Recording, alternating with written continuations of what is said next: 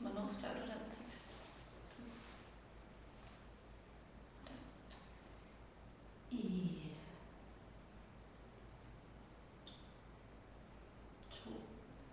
Vinteren 2011, tror jeg.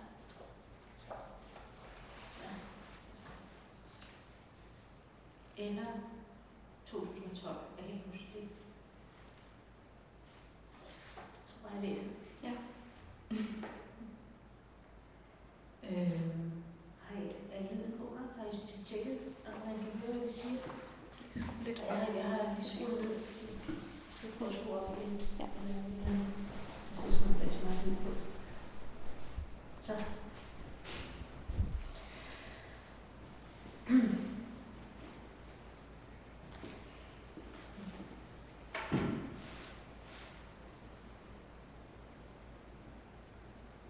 Til de efterladte.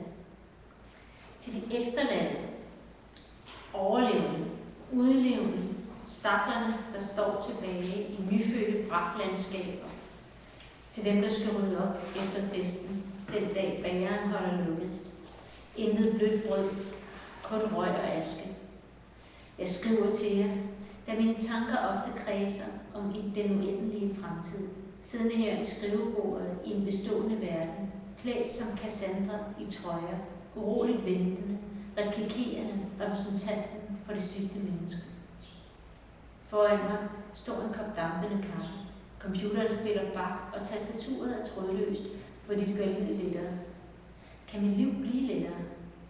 Livet er så let, at jeg næsten ikke kan mærke tyngden af at eksistere. Næsten ikke kan mærke den uundgåelige inderlighed, der kommer af, at omstændigheder betyder noget, kræver noget. I vores indbildte uansvarlighed skyder vi skylden på skæbnen. Grebet strammer den fælles ignorance, og vi lader os fange i Gudens samtidscelle. På vej ind i selvskabt mikrokosmos taber vi bidder af erkendelsen, ramt af modernitetens tveæggede sværd, opfindes ting og begreber i en uendelighed. Blændet af vores skabelses vidunder, ignorerende bivirkninger, konsekvenser og glemsel. Baseret på fortidige antagelser har vi opbygget veludviklede rammer. Der findes intet udenfor, for udenfor er udenfor begreb. En ikke-verden, en usynlig verden, alle ved er, men ingen kan se, da den har andre farver. I forsøget på at forstå, overskrider jeg det åbenlyse og agerer som levede jeg i virkeligheden. Men jeg har fanget den i mit skab, virkeligheden, blandt skuffer, hylder og gammel ravelse. Jeg lukker døren indefra, skimter, lurer på uigenkendelige former. Jeg er omfattet af systemer, tætte net, vi møjsommeligt har udtænkt, bånd, som holder os fanget i et smukt spil. Arendt skriver, at handlinger er uforudsigelige. Jeg formoder, at det er dem, vi arbejder grundigt og ihærdigt på at forsvare os imod herinde fra virkeligheden. Som en løbebind henvist til en afdampet rytme glider dagene mig henne. Dynen dækker mine behov, dækker krampetrækninger, som spontant trækker alle sener og muskler sammen til en kanonkugle, en klump af dark matter. Al betydning forsvinder ned i opstandende sorte huller, der vokser hver gang noget suges ind. Pludselig slipper det forkrampede tag i kroppen, i selvet, og jeg strækkes ud mellem verden og væren. Glemt er indlandsisen. Glemt er, hvordan jeg vader på andre og suger af verden. Glemt er formålet med dette brev. Vil du sidde lidt her med mig? Vil du lade mig kravle ind i dit hoved? Lede efter porten, det rigtige indgangsparti, for at ende med at tage dig i hånden og trække i dig, fange dig bag materielle skodder, holde fast på din essens. Jeg samler sjæle, massevis af andres livsknister og erfaring, men jeg er dårlig til at kategorisere. Der er rod i arkivet, og det hele koges sammen til en massiv pølserand af grumset videnskabeligt indhold. Vi fører dagligt samtaler om afslutning, overstyringens udbrud, men taler sjældent om det nye, det kommende menneske. Måske fordi visse mener, at der ikke er nogen tilbage, når det hele brænder ud. Jeg tænker på jer. I er nye mennesker. I har mulighed for at spire på ny. Nordmanden mente, at det ville ske inden for min levetid, inden for 30 år. Han mente bestemt, at jeg kunne nå at se det nye brud, den nye verden, spire frem. Jeg tror det ikke. Jeg er svært ved at tro, at amokløbet kan afvikles så hurtigt.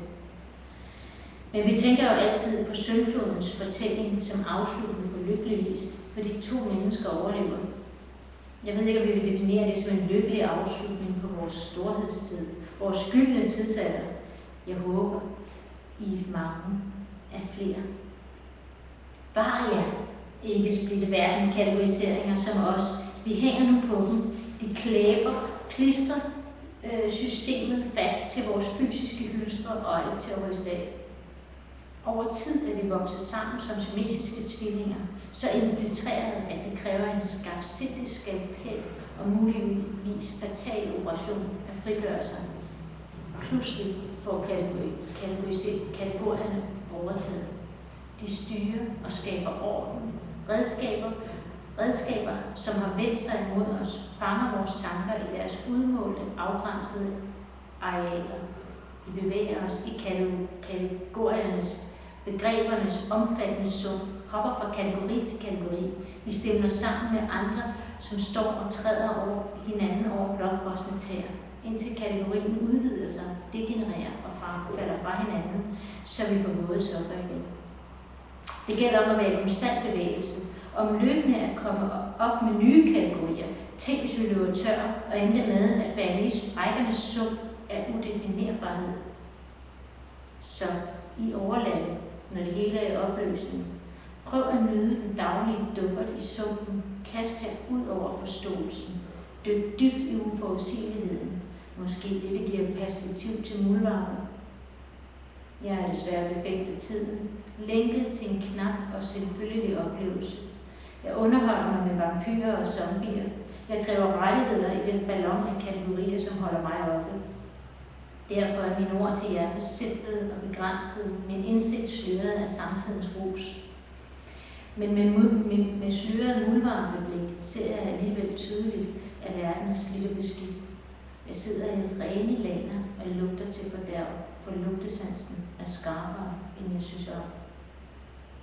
Vi satte svinene på rækker, vogtet af hyæner, byggede landskaber udstykket, opdelt i båse og fodersystemer. Vi elsker vores husdyr, når de ligger på grillen, eller er klædt prikket på i parken. Så længe vi er lydige, er der liv og næring. Så længe vores æresystemer, plantager og forstøvningsbier makker ret, så længe alle makker ret, er der liv. Jeg kan fornemme færden af Ragnarok, for den overdøver dunsten af syntetiske dukkehuse. Vi er også lige gået på knæene og slider hårdt på cyklingerne. I kantområdet ses myretravler. Har vi glemt at betjene væven? Kan vi overhovedet finde den i den mørke maskinhal blandt smidige maskiner? Skal man slippe tøjlerne? I stedet sidder jeg i tastaturet og klapper løs i håb om, at der stadig kan være betydning i noget. At der stadig findes fordringer, der forandrer, handlinger, der ændrer. For år siden konstaterede nogen, at historien var slut. Hvilken dårskab, som har forført os længe. Hvilken arrogance. Gud døde med stjerner af Nietzsche, som forudsagde det sidste menneske forført af nihilismens guddom. Derefter blev død Gud. Kunsten er død, filosofien er død, avantgarden er død, ideologierne er døde. Til sidst var historien også død. Tilbage var bare det ahistoriske menneske. Et utidigt, arrogant og omnipotent eksemplar af arten.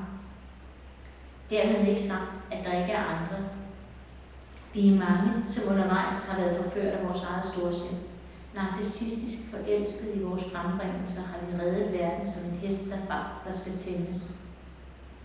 Vi er kommet langt væk fra at være historiske væsener. Vi er kommet så langt væk fra at føle os forankret i verden, at vi end ikke enser, vi udhuler den, æder den, suger verden tom og kværner det, vi ikke lige umiddelbart kan se værdien i. Hvordan blev vi så blinde og sultne? Under en usynlighedskappe sniger jeg mig ud i historien, flakser, basker, frigør mig fra klæbelige dannelsesdiskurser og antagelser med lukkede, tilknappede stamceller. Hvor er jord og luft, op og frem, her. Lyd penetrerer, forsigtigt blod og lymfer, sammentrækker fritflydende ord, lader til skarpe skud fra en andethed, i det jeg dukker mig og undgår at ramme utopia i sin flydende formynderiske form. Alligevel føler jeg strømmen af modladninger og flytter mig i rekylens turbulens. De indre skyklapper må hvile nu. Pakket med vintertøjet og gemmes i kælderen, så farverne får lov til at gro i spande fulde af definitionsløse nuancer. Måske på nye lyde. Liv er skrøbeligt og stærkt. Har vi tabt betydningen? Måske det bare blev til en kategori blandt kategorier. Er det alligevel for sent? Forstenet? Ting hænder jo. Ikke bare. Vi gør, og vi gjorde. Vi udviklede og byggede syntakser, diskurser, marked, profitter og funktioner. Alt sammen som midler til at opnå et bedre og bedre liv. Hele tiden i processen bliver det forræderiske middel til målet. Formålet forsvinder i historiens tåger. I vil sandsynligvis også skabe, opbygge, glemme, indsætte nye guder og undlade at undres. I en tid vil I måske være i gang, bygge op, men fordærven og forførelsen vil træde i kraft. Hvis I tror, at jeres værk er ved at være perfekt, vil I begå samme fejl. I er også med. Og jeg ender altid ved dette sted. En muldvarme ved korsvejen, som tror, sporet ender blindt, og dog møder jeg mig nynnende videre.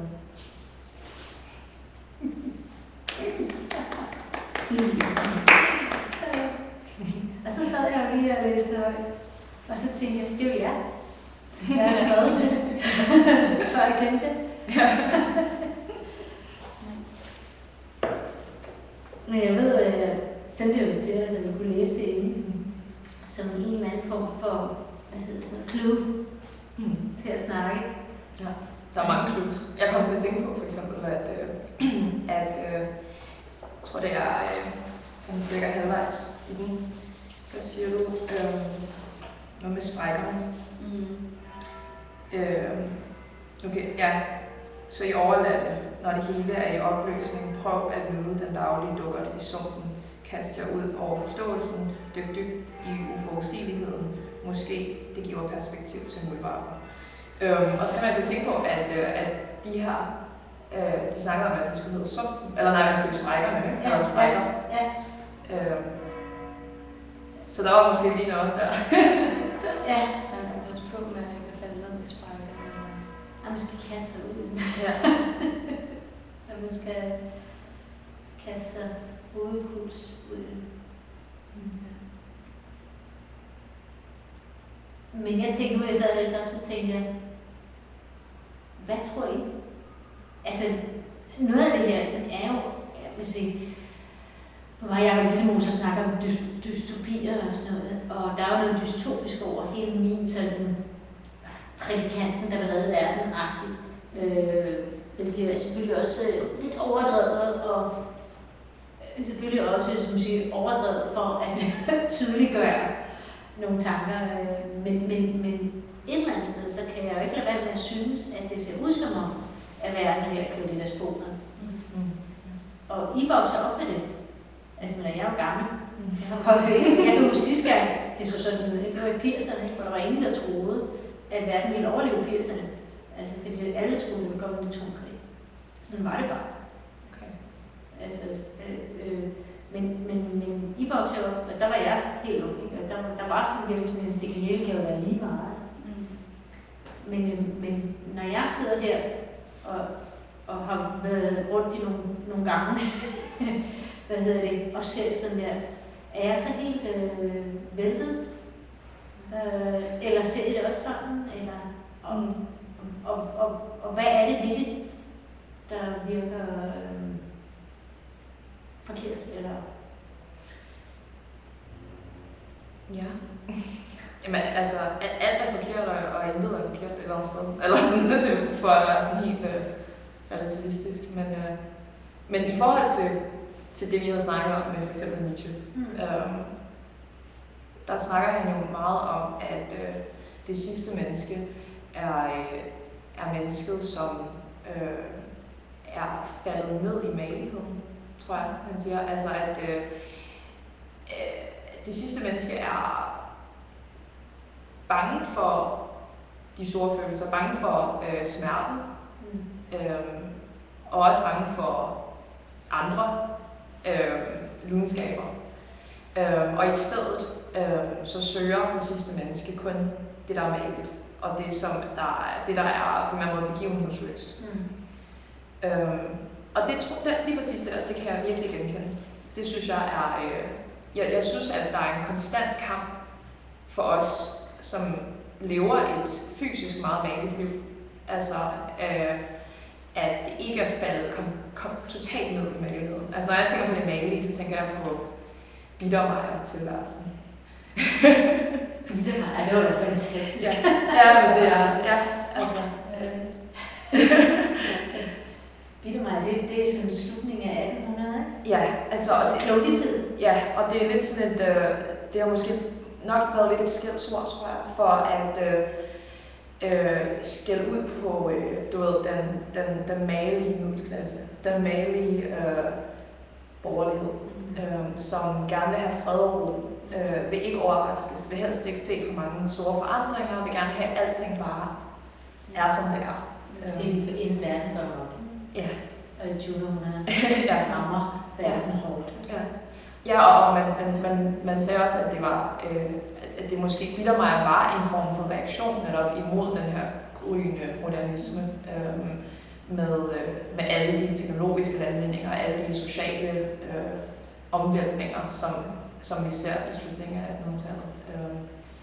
At man begynder så at dyrke den her ro i stedet for at for lidt at modvirke moderniteten, som er meget skræmmende. Altså jeg tænkte på den del, hvor at Nietzsche snakker om, at mennesket har gjort jorden ufrugtbar og godt, og sådan i forhold til klimakrisen. Ja, det er noget sjovt, fordi det er jo som om, der er en direkte, altså selvom han jo snakker metaforisk, så er det som om, at der er sådan helt konkret. Altså jeg tror ikke på det tidspunkt, han kunne forestille sig, at vi kunne udrydde naturens kræfter. Ja.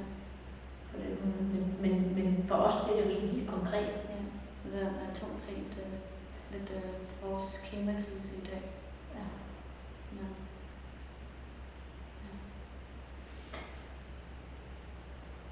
Jeg kan huske, da vi snakkede om at skulle snakke om de her ting til vi skulle skrive en tekst, som jo en super fin tekst, jeg skrev om Homo Canossa, som de jo hedder. Der var en af slået noget op omkring Nietzsche og det sidste menneske og sådan noget. Og i det, I sad og fandt, der var netop det her med, den her sådan med, at de ligesom er blevet Gud i deres egen tilværelse. At mennesket er større end alt. At derfor bliver det småt. At der var et eller andet, så var det ikke formuleret lidt anderledes.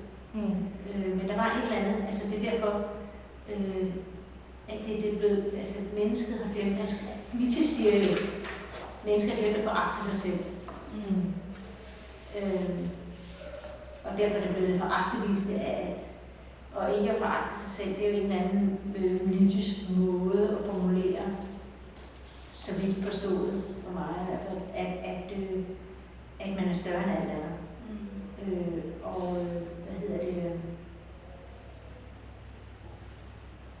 Jeg tænker lidt sådan, nu kom du snakke om Biedermeier i det 20. århundrede og sådan noget. Jeg faktisk, der var mange lige for tiden, der snakker om, at det minder lidt om den tid.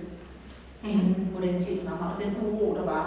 Og det er jo også derfor, der er mange, der er bange for, at det skal svinge ud i... Jeg husker, jeg var til sådan en Heidegger-ting, hvor ja,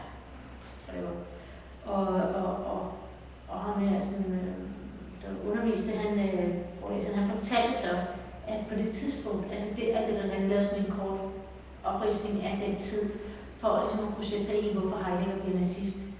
Og så siger han, at der er også nogle forskere, der har ment, at fordi at nazismen var formuleret, eller nationalsocialismen var formuleret, som den var, så kunne folk putte deres egne store romantiske drømme om verden og idealisme ind i det. Fordi der ligesom faktisk, der var sådan en eller anden ramme, som gjorde, at det der sådan inde i midten, det var ikke synligt. Det var ikke tydeligt.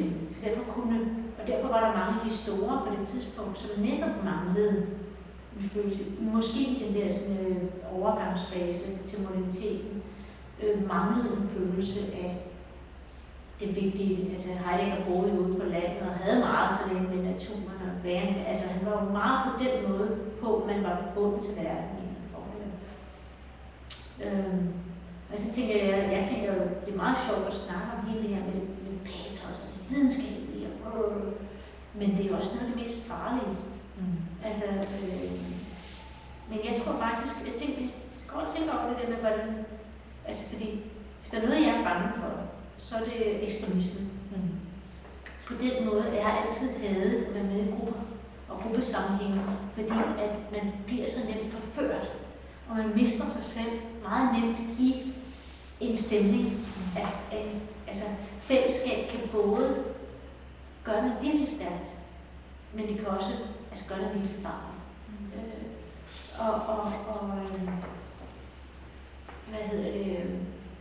Men jeg tror bare, jeg tænker virkelig meget over det, at derfor virker det næsten farligt at begynde at snakke om patos i en tid, hvor nogen virker så patosfyldte, at de faktisk på grænsen til at blive virkelig farligt. Altså, og det har jeg også tænkt rigtig meget om, men jeg tænker også, at en af grundene til, at vi kan gøre det, er fordi, at vi andre ikke tør. Altså, at der ligesom er et tomrum af videnskab. Altså, videnskaben er ligesom et fyrord næsten. I politik, det er jo nødvendighedspolitik, det er ikke videnskabspolitik. Videnskabspolitik, det er nationalkonservativ eller et eller andet. Og bare sådan, what? Eller også er det sådan venstrefløjsterrorist med ekstremister. Jeg var sådan, what? Altså videnskab for den her verden er jo ikke nødvendigvis ude på den ene fløj eller den anden fløj. Det er jo noget med bare i det hele taget at elske, at vi er i verden, og det er vores verden, og vi er til her. Ja. Jeg tror, at der er et... altså, ifølge Nietzsche, så er mennesket jo i den sidste fase af nihilismen. Ja. Og det er den passive.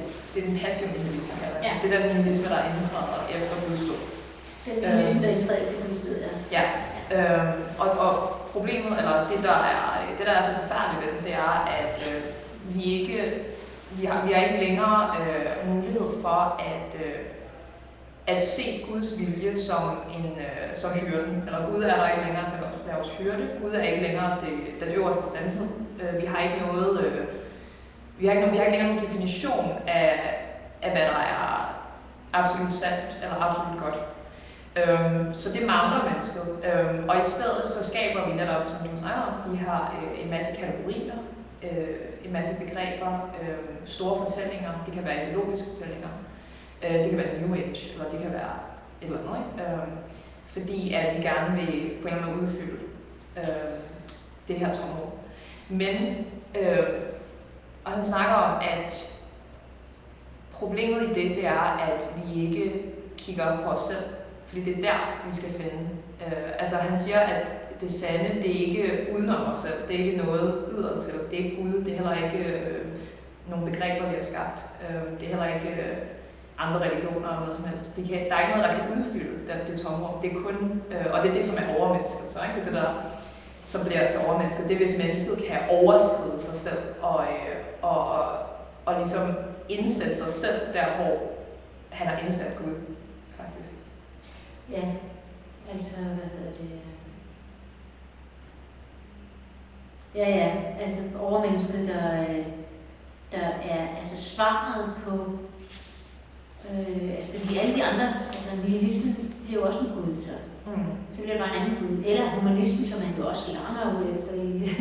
Ja, eller jeg tror måske også, det som han langer ud efter, det er at sætte nogle begreber op og gøre dem større end en selv. Ja, det er præcis. Ja. Og det er også forkert af mig at sige, at sætte sig ind i Guds plads, fordi det handler om at destruere den plads fuldstændig. Det handler om ikke at have ikke at have det. Når jeg læser Nietzsche, så beskæftiger mig med den tanke, så fordi han har fat i noget, som jeg synes er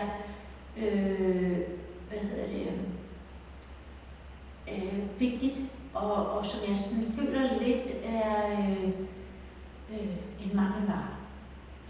Og det, at han har fat i en formular, kan man næsten sige, overmenneske, en form for formular, der handler om hverken herre eller slavementalitet, det vil sige hverken at underlægge andre eller underlægge sig selv.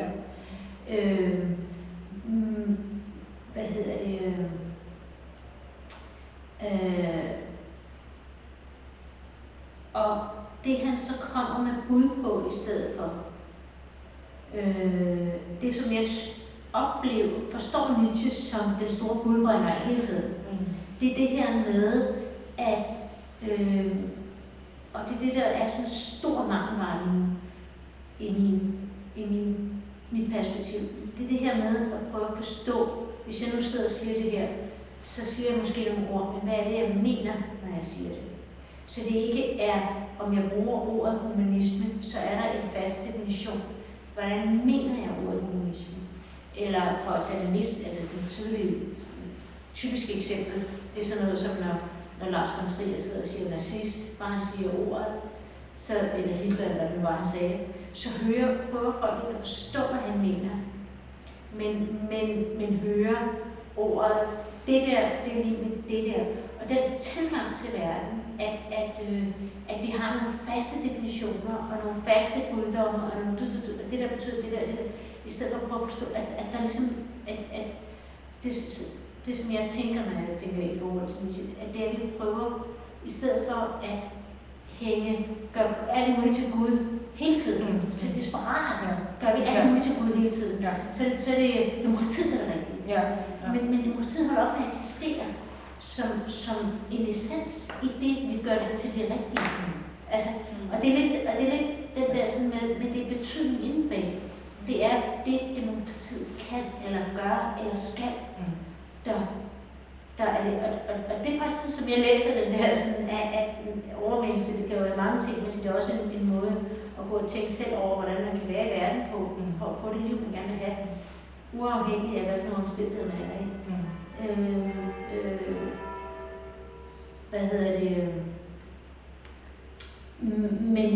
Men det er jo så ligesom sådan en eller anden ligegyldig.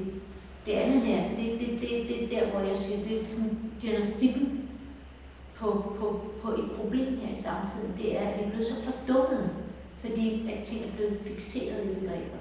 At vi ikke prøver at forstå betydningen bag. Så når alle de her sådan i pressen, de snakker om fucking demokrati, så er det bare en eller anden hul form af en tønde, der bare står og rummer en intethed, fordi sådan hele betydning er undergravet. Og det er derfor, jeg synes, at Nietzsche er klog i hans måde at få lavet en model, som man kan se, på at få syn for, hvad er det der gør, at ting bliver hule, og en eller anden form for underkastelse til noget, som som bare hul.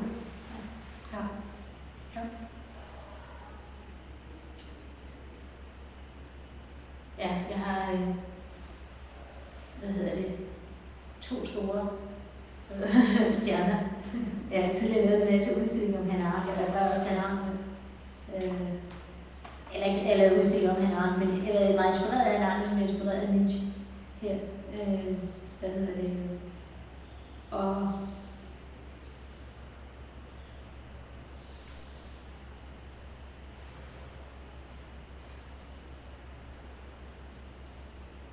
det, også det at lave billeder og finde noget med billedet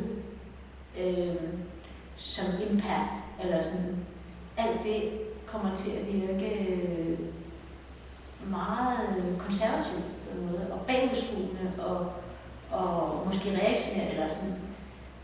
Og det har jeg virkelig måttet tænke meget over. Hvad vil det? Nietzsche, Hannah Arendt er jo også, altså Hannah Arendt blev læst både højre og venstrefløjen. Og der kom en bog for nogle år siden, som jeg blev meget fortørnet over, fordi den hed Store Konservative Tænkere, og der var Hannah Arendt en af dem, og jeg synes så i øvrigt, at ham, der putter hende ind i den kontekst, han kun læser halvdelen, altså ligesom sige den ene side, og ikke læser den anden side også, fordi så vil man ikke kunne presse hende derinde. Men de ting, og så det at lave noget så traditionelt som todimensionelle billeder, som kunst. Så jeg har gået og tænkt rigtig meget over, om jeg måske i virkeligheden var genfødt gammel konservativ eller et eller andet. Og det er jo et frygteligt fyord, når man kommer fra altså altid føle sig connected til venstrefløjen. Men det er faktisk enormt interessant for mig selv at ture tænke hele vejen igennem det også. Altså det er faktisk en fuldstændig den samme ting, som at ture. Jeg kan godt argumentere for, hvorfor at jeg mener, at alle de ting, jeg beskæftiger mig med, de faktisk handler om fællesskab og mellemmenneskelighed. Og lave en verden, som er baseret på fællesskab. Men jeg synes, at de politiske termer er stivnet for længe siden. Men det her, altså i en periode, der kunne det bruges til noget, fordi der var nogle ting, der skulle opnås. Det var meget vigtigt at have nogle meget konkrete, faste blokke på, hvad var hvad. Men det er som om, at det har ført til, at det har frosset noget fast nu. Så i stedet for, at det var en blok, der ligesom kunne tydeliggøre, hvad det var for en kamp, eller hvad det var for en vigtighed, en hovedform, så er det blevet til en tom skal, en stor betonklods, der står ned over det hele, og som forhindrer enhver form for tænkning ind i tingene. At ture tænke sig selv som konservativ, når man kommer på venstrefløjen, altid det bliver, så jeg er måske mere sådan den anarkistiske venstrefløj måske. Og jeg har læst meget om forskellige, altså for at prøve at tænke, hvad for en verden kunne jeg forestille mig. Men at ture tænke sig selv som konservativ, og tænke, men hvad er det ved det? Fordi der er et eller andet i vores tid, hvor vi, jeg tror ikke på, at man skal afskrive sig fra historien hele tiden. Jeg tror faktisk, at man mister erfaring, og ved at miste erfaring, så mister man forankringen. Og så mister man også anerkendelsen af dem, der har kæmpet før en, og hvad de har erfaret. Og så videre. Altså selv se, jeg glemte mig helt det der, sådan som i, når man kommer fra efter 60'erne, og altså, som udgangspunkt er reaktionært. Fordi alt, der handler om at sidde med fortiden, det er jo reaktionært eller konservativt. Så har jeg måttet bryde igennem den der sådan barriere inde i mig, og tænke, jamen, det kan ikke passe, at alt, hvad jeg forstår, som altså nu arbejder jeg et sted, hvor jeg har lært noget håndværk af ham, jeg arbejder for. Og jo bedre jeg bliver til det, jo bedre kan jeg gøre det, og han er skide dygtig. Altså det er jo den samme bevægelse, eller at jeg er frigjort kvinde, føler mig fandme som levende i verdens bedste tid, fordi nogen har kæmpet for det her. Det er ikke kommet af sig selv. Og altså lige pludselig sådan gået og tænkt over, hvor vigtig historien er. Uden at blive taget til indsigt for at være konservativ. Altså, at igen gøre op med det der sådan, begreb, der begrænser og siger, at det der lige med det der. Det er sådan en enormt simplificeret, fordummet måde at tænke på, som der har rislet ind over os. Som efter at det hele døde på, historien døde og forsvind døde, efter de store kampe. Så. Jeg tror også, det er grundlæggende problematisk at forsøge at essentialisere altså det konservative eller det venstreorienterede, altså de her to store blokke. Altså man kan ikke, altså du kan ikke essentialisere noget, som bare essentielt er konservativt, eller essentielt er reaktionært. Altså det kan man ikke, fordi det er altid en kontekst. Altså det der med at være tilbageskuende, det synes jeg ikke er essentielt konservativt, du ved. Eller det der med at være fremadskuende er ikke essentielt revolutionært. Altså det er problematisk, det kan man ikke, fordi så er det netop, som du siger, at det bliver meget frosset, ikke? Det stivner fuldstændig. Altså så det der, det bliver dogmatisk og fundamentalistisk. Så jeg tror ikke, du skal være bange for, at jeg synes ikke, du skal behøve at bekymre dig om du har været reaktionær, eller... Jamen faktisk er det jo enormt sjovt, fordi det er sådan en tanke opstår. Så i stedet for at blive bange for den, og tænke, så må jeg hellere tænke noget andet, end jeg gør. Så handler det jo egentlig ligesom det der med det banale, at komme igennem den, bryde igennem den, og bryde om på den anden side, og sige, jamen hvad er det lige, der... Altså, fordi at når jeg tænker noget, så gør jeg det jo af en grund, af en årsag, og som har tillid til, at der er en eller anden form for ræson i mig, og at den ikke er ond. Altså, sådan, tage tanken videre. Ja. Men det betyder bare, at det er nogle gange, jeg skriver næsten ingenting på Facebook, for eksempel. Jeg poster alle mine artikler af andres, men jeg skriver ikke noget selv. Og det er simpelthen fordi, jeg synes, at det kan være så svært at formulere sig. Fordi at ting bliver læst sådan, og det er også det, når jeg siger det her med, så har det været fordi, jeg har været i utrolig mange sammenhænge, hvor at hvis man siger det egentlig, kunstværden er forfærdeligt kedelig. Kunstværden har været så ekstremt lille og så ekstremt kedelig i rigtig, rigtig lang tid, fordi der er så mange begrænsninger på, hvad man kan være ikke være. Hvis man ikke skal disses helt subtilt. Og det vil alle på kunstverdenen helt sikkert benægte, og samtidig så måske også lidt nægget genkende til det. Men mere fordi, at det, ligesom, at det der med, at det er faktisk sjovt modsætningsbevægelse, der lige slår mig, det der med, at hver gang nogen prøver at definere begrebet kunst, så kommer der sådan en, det er jo sådan en samtidsting, at alt kan være kunst og bla bla, men hver gang nogen prøver at komme med et begreb, så kommer der et modbegreb, der åbner det endnu mere op og åbner det endnu mere op. Og samtidig så er kunstverdenen så enormt lille. Hvis man er inden for samtidskunsten, så er der så mange ting, som er sådan lidt no-go. Og så mange ting, som er sådan lidt rigtigt. Lidt gode. Og det og det er jo ikke, det er lidt ligesom det der med, når man holder op, når man fjerner alle regler og alle rammer, så kommer der et skjulmagtsystem. I hvert fald i de fleste tilfælde, så kommer der, hvis vi benægter, at der er noget, der er rigtig forkert, og nogle hierarkier af nogle art, så kommer der et skjult hierarkisystem mellem mennesker. Så laver vi bare nogle skjulte magtsystemer i stedet for. Det er jo lige meget. Altså sådan lidt, hvis vi ikke har magt, så er det ikke noget kæmpe mod, så det er jo også... det er ikke fordi, det er forkert eller noget. Men det har gjort, at jeg synes, at kunstverdenen er lidt kedelig. Og jeg ved godt, at det er mig, der har været hjemme. Altså det er primært, at jeg tager afsæt i min egen, og det kunne jeg bare være med at gøre. Men så gør jeg det til, at det er ret. Jeg siger, sådan er kunstverdenen. Sådan har den været. I virkeligheden var mig, der har været hjemme, og ikke været bange for at sige, men altså, jeg går jo bare min vej. Men jeg er lidt muligt omnipotent andet. Altså, det er centrum af min oplevelse af virkeligheden.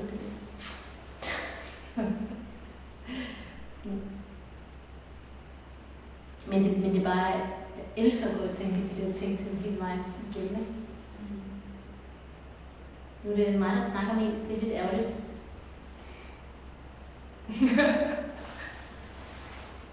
Du er kunstner. Ja. Totalt selvcentreret kunstner. Stort overblæst ego. Som jeg er kunstner sådan en direktion for det hele hernede. Der er bare at gøre, hvad jeg siger. Eller hvad jeg tænker. Ja. Som det er til daglig. Jeg holder en tale, så jeg kommer ind på det. Så udfordrer du mig nogle gange. Det er en spændende diskussion. Ja. Det er fantastisk.